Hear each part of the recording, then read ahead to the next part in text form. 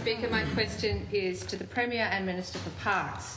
Premier, your corrupted EOI process for parks and reserves is putting our globally significant Wilderness World Heritage Area at risk. No. UNESCO recognised the threat your government's large-scale luxury tourism plans has for the Twa, which is why they insisted you develop a tourism master plan before increased private development was allowed. Premier, the first of your public information sessions on this very overdue tourism master plan is being held today at Geeston. The successful tenderer responsible for drafting of the master plan, chosen over other tenderers, is a private consultant who's being engaged at a cost of more than $300,000 to the taxpayer.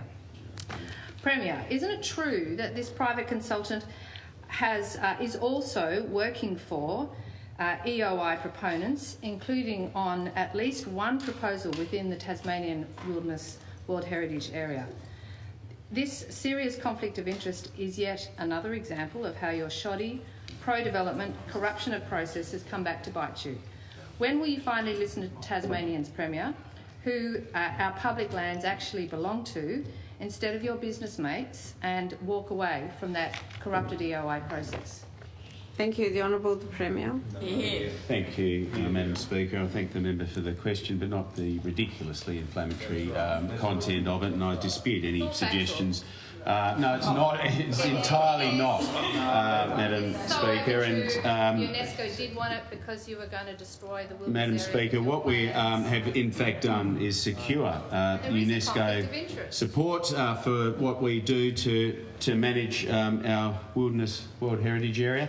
What we have done is establish a process which is robust, which does in fact require additional layers to be considered before anything can be taken further in this process, and it is done robustly, separately from executive government. Independent and expert advice informs decisions that are made and will allow Tasmania to continue to be a world leader in ecotourism operations, to ensure that we embrace and harness the ideas of what is one of the world's great tourism industries and its operators, who are amongst the best in understanding what best protects our wilderness and environmental values, what can be done to ensure that more of us are able to access them and visit them. That drives not only visitation to our state, but also encourages Tasmanians to get out and celebrate what is so special about our state and its wilderness areas.